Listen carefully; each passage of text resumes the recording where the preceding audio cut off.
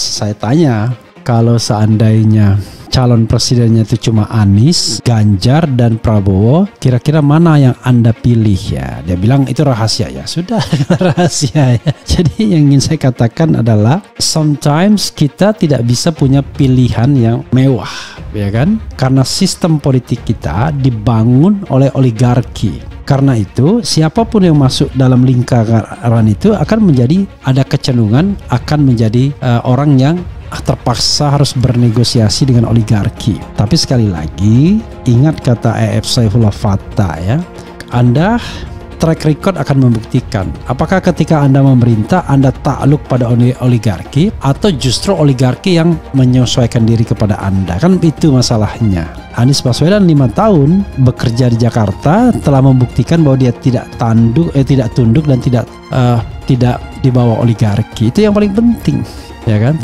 Dalam program Anies Mendengar, 3 hari yang lalu kami bertemu di Padang dan beliau pamitan untuk ke Situbondo.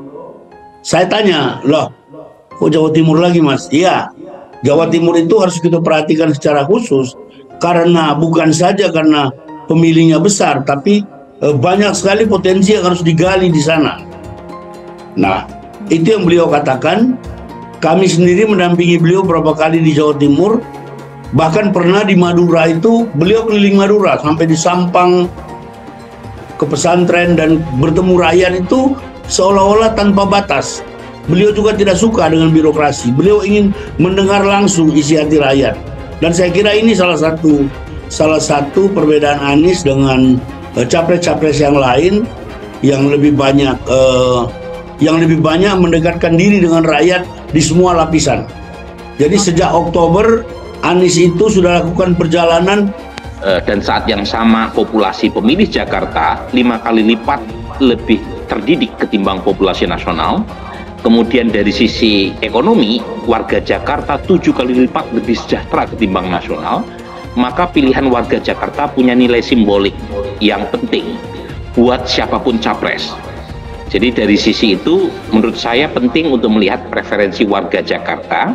Karena kalau kita lihat berdasarkan survei nasional, itu tidak cukup sampel di Jakarta untuk kita zoom in.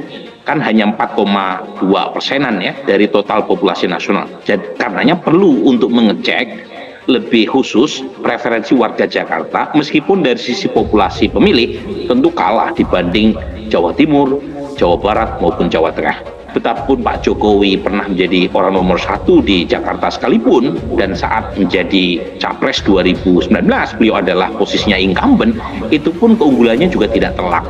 Masuk kebijakan-kebijakan yang terkait misalnya dengan reklamasi. Karena oligarki itu pasti ada dalam setiap masa di setiap zaman. Baik oligarki politik maupun oligarki ekonomi. Kalau kita bicara oligarki politik, kan elit artinya yang bisa mempengaruhi. Ya oligarki politik kita ya, kalau yang paling hot saat ini, yang paling hot ya Jokowi sendiri, Luhut Binsar Panjaitan, Megawati Soekarno Putri, siapa lagi? Surya Paloh mungkin. Tapi kalau mau lihat yang paling top itu adalah ya 3 orang itu, Megawati, Luhut Binsar Panjaitan, Jokowi ya. Mungkin juga Hendro Priyono, mungkin juga Surya Paloh, mungkin juga Erlangga Hartarto, ya kan? Mungkin juga SBY. Jadi oligarki politik adalah elit-elit, ya. Nah, kalau kita bicara elit, ya saya mengatakan mereka adalah musuh kita semua, musuh demokrasi. Kenapa? dari Banda Aceh sampai Jayapura. Kalau Jawa Timur itu seingat saya sudah belasan kali di puluhan tempat. Oke, jadi belasan memang kali puluhan tempat. Jawa Timur itu istimewa di mata Anies. Istimewa, artinya Mas Anies dan juga Koalisi Perubahan menganggap bahwa Jawa Timur ini dianggap memiliki urgensi yang tinggikah untuk perebutan suara di Pilpres 2024? Selain urgensi perebutan suara karena ini salah satu provinsi terbesar, tapi memang Jawa Timur ini juga besar potensi dan beberapa ketimpangan yang harus diperhatikan, seperti pernyataan Pak Anies tentang nelayan, kunjungan-kunjungan kami ke Madura, itu banyak sekali potensi yang bisa kita optimalkan dan kita gali. Oleh karena itu saya menjadi mengerti kalau beliau menaruh perhatian yang lebih besar terhadap Jawa Timur dalam konteks Pilpres ini. Capres Anies Baswedan, alhamdulillah antusias warga luar biasa. Dikutip dari sumber1.com Yogyakarta, bakal calon presiden Koalisi Perubahan untuk Persatuan Anies Baswedan mengaku bersyukur setiap kunjungan di banyak tempat mendapat antusias yang luar biasa dari masyarakat. Anies berharap setiap kunjungan dan silaturahmi ini mendatangkan keberkahan. Namun di sisi lain, Anies menyampaikan permohonan maaf saking antusiasme warga membuat kunjungan ke titik berikutnya menjadi terlambat. Mohon maaf, perjalanan yang kami lewati sejak pagi itu berderet, banyak tempat yang kami kunjungi. Setiap kegiatan itu antusiasnya luar biasa, masuknya lambat, keluarnya juga lambat. Terang Anies saat menghadiri deklarasi dukungan Gerakan Pemuda Ka'bah GPK dan Gerakan Nasional Anies Presiden GNAP di Yogyakarta Minggu 13 Agustus 2023 malam.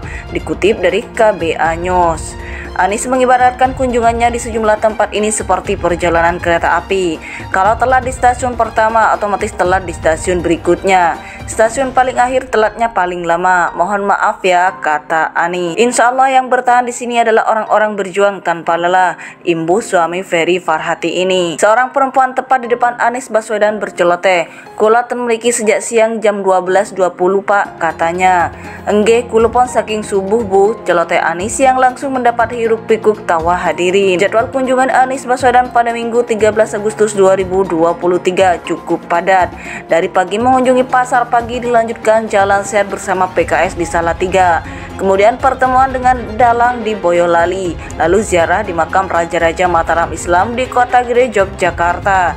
Dan terakhir menghadiri deklarasi dukungan GPK dan GNAP di Museum Wayang Kekayon, Bantul, Yogyakarta. Gubernur DKI Jakarta periode 2017-2022 ini mengajak pendukung dan relawan tetap menjaga 4 hal. Kita pokoknya jaga stamina fisik, mental, moral, dan intelektual.